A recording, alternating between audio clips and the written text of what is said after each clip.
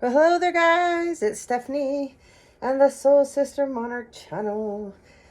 It's Friday night, and we're here to do the Doppelgänger video. So I thought, hey, let's have some fun before we get into the weekly reads for the weekend and just have a good time. So we're going to do this. I've never done one of these. See how it goes. So I've got out called my Numinos card. So it has all your different zodiac signs. And then it has the different houses and planets and like your trine, your flow, the square, things like that in it. So then I got some tarot cards. I got old cool cards that I had when I first started reading. They're old. I love them. They're kind of worn out. But anyways, so we're going to pull the zodiac. Well, I'll go through twice and see what zodiac signs flip out for you guys. So these will be your doppelgangers, okay? And as we go, you'll find out the energies. So we got a Pisces out there. That's a doppelganger for one of us, right? Okay. Who else? Spirit, we need another. Woo! We got some more. We got us a Libra in reverse, and a Taurus in reverse. So we got two karmic energies, one upright. One more spirit. All right. And we got a Virgo. So Spirit says this Virgo is upright. Okay. All right. So, and as we go, more might pop out because we're going to throw some out of my handmade decks as well. Okay. All right. So let's start out with the Pisces. We'll work our way backwards. All right. Okay. So let's start with the Pisces. Tell us what the Pisces, what house, what are they working on with themselves? Fifth house, passion. Okay. So the Pisces is a mystic, okay? Pisces are highly psychic little devils. And this doppelganger's working on Chiron, on healing. So this is good, you know? Maybe this doppelganger will get their own identity and quit, imitating, trying to be you guys. So this is awesome. We want to see this, maybe they've been watching you, following your lead, and learning from you. And they've decided that who they are is plenty good enough, And we want everybody to feel good about who they are and to love themselves. That's the whole thing here, okay? All right. We don't want to say we're supposed to celebrate each other. We're not supposed to compete with each other, okay? Compete with yourself. I've always been that way. I can be highly competitive, but I compete with myself because that makes me a better person. When you're competing with other people, you are extremely insecure. You don't really have self-worth put in place. You really don't feel good about yourself because you got to compete with other people to get the accolades.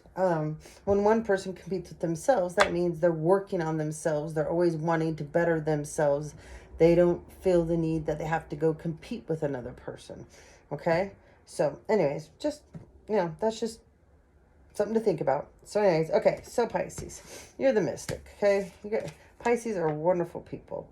They're very imaginative, compassionate, they're healing. A lot of them are very empathic. A lot of them are mystical. They're adoring. They're magical.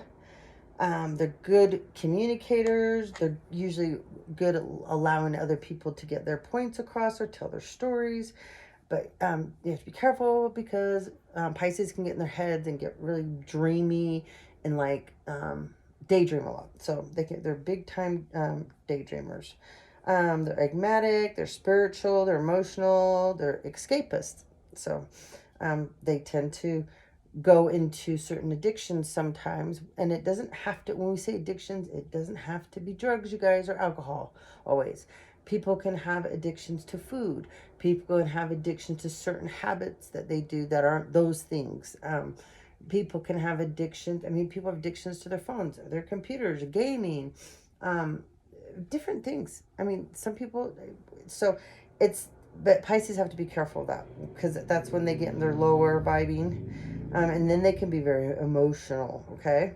And then they'll get impractical, they'll get eccentric, and they can get in that really self-pity kind of thing.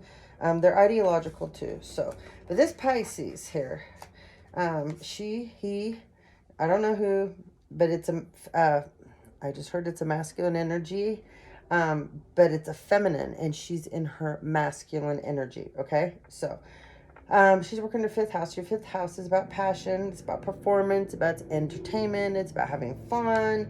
It's about celebrating. It's your creativity.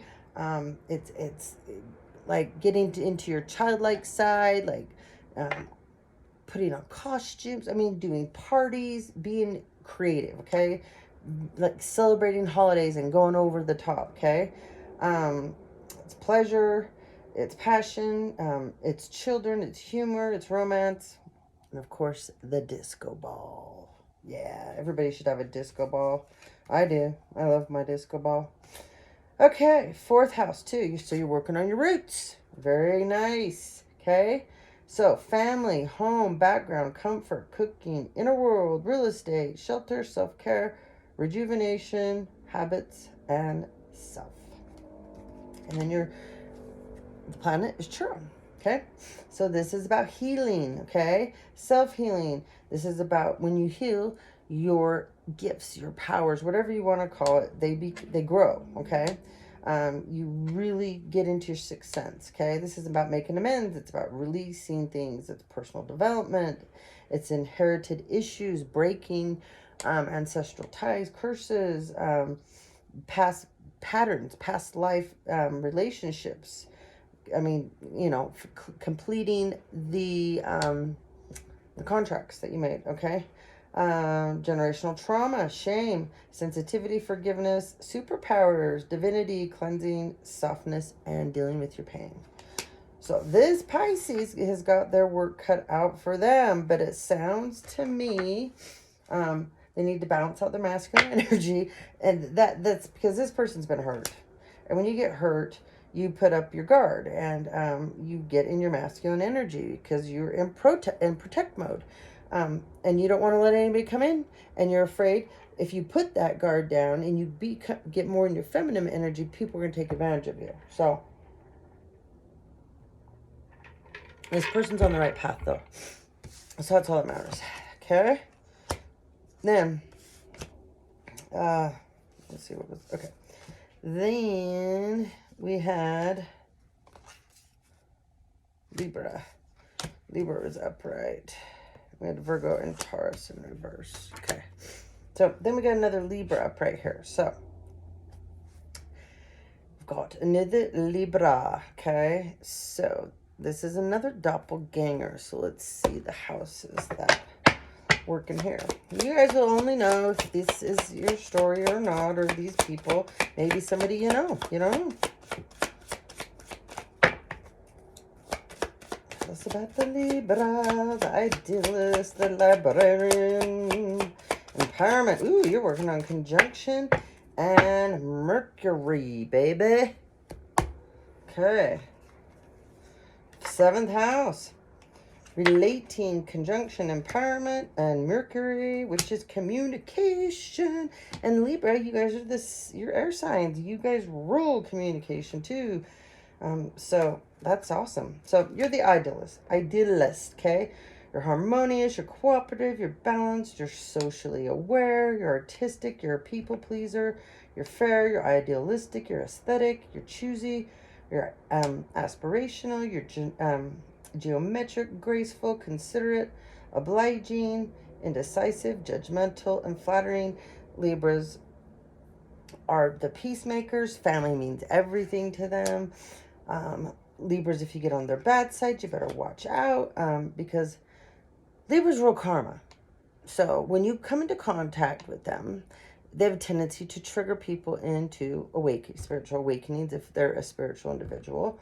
And if you do something to them that's very unjust, you will trigger your own karma just by knowing them and harming or hurting them. It's just a fact, and it does happen.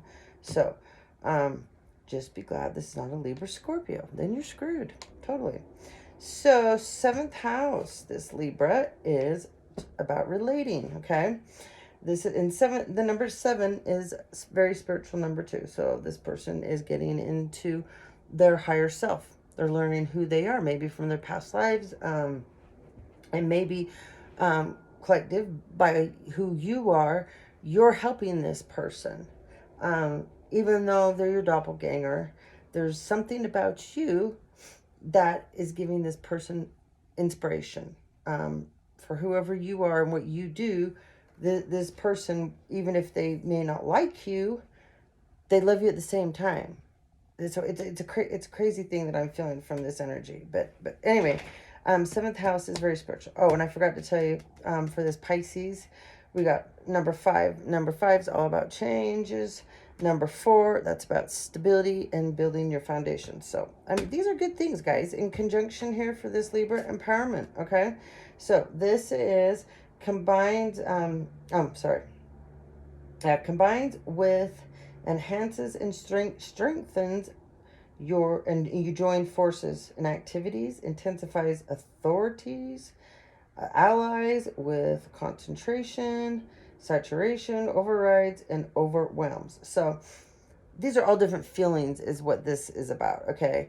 The conjunction. And so this is you going back and forth with a bunch of different things, and this is Libra energy. So trying to balance out all these different things, but you're getting empowered. So my guess is, collective, you are helping empower this person, okay?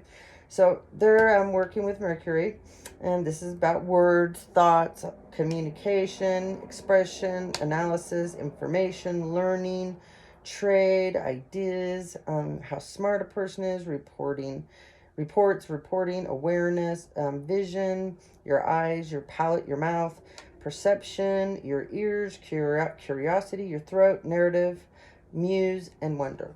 So this person, these two people sound like, to me, even though they're doppelgangers, they are coming out of it, okay? So I get from both of these very, very, very feminine energies. This one, she is more balanced than this one. This poor thing over here has been seriously injured, and she's in her very, very, very masculine energy. This is a Libra that's in her feminine energy that I'm picking up, okay? All right, so let's move on. So we have our Taurus in reverse. So tell us more about this Taurus in reverse.